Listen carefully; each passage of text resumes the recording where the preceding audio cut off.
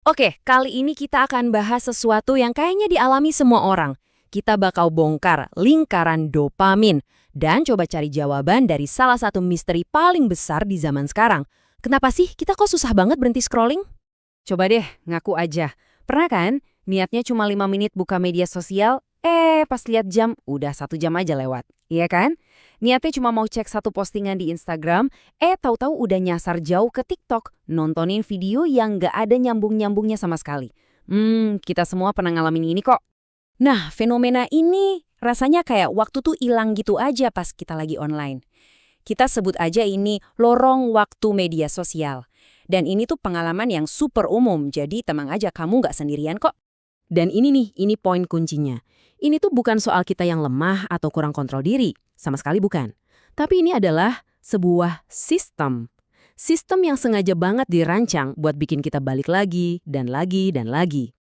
Oke, untuk bisa mecahin misteri ini, kita harus lihat lebih dalam, langsung ke sumbernya.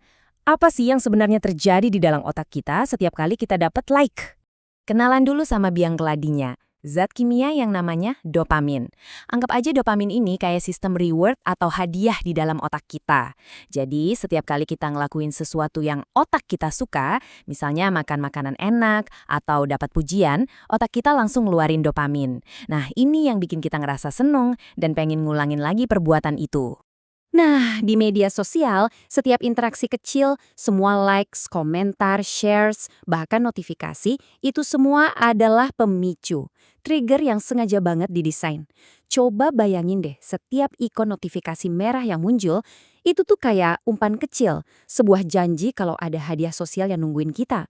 Dan itu cukup buat memicu sedikit dopamin di otak. Analogi yang paling pas buat ngejelasin ini tuh mesin slot. Beneran, ini kayak mesin slot buat otak kita.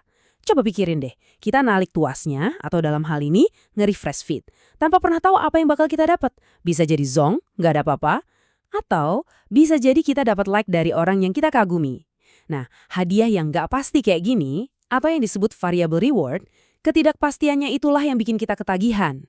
Dan jangan salah ya, ini semua bukan kebetulan. Sama sekali bukan.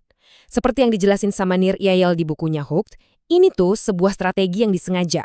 Siklus pemicu, tindakan, dan imbalan yang nggak pasti tadi itu dikenal sebagai hook model. Sebuah kerangka kerja yang emang dirancang khusus buat bikin kita terus-terusan kecantol. Oke, jadi selain soal kimia di otak kita, ada petunjuk kedua yang nggak kalah penting.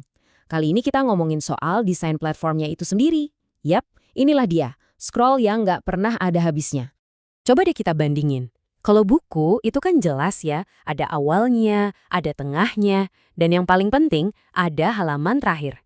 Ada rasa puas gitu pas kita nutup bukunya. Selesai. Nah, kalau feed media sosial, beda banget. Dia sengaja dirancang supaya nggak punya titik berhenti. Nggak ada yang namanya halaman terakhir.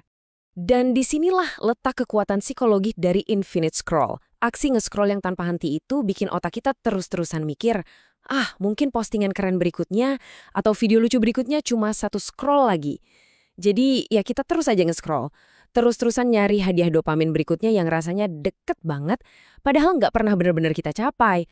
Terus ada lagi nih faktor psikologis lain yang super kuat, FOMO atau Fear of Missing Out, rasa takut ketinggalan. Nah, platform-platform ini pinter banget manfaatin rasa takut kita akan dikucilkan secara sosial. Ketakutan inilah yang bikin kita rela investasi waktu dan perhatian karena kita nggak mau kan jadi satu-satunya orang yang ketinggalan meme terbaru, tren viral, atau kabar penting dari temen.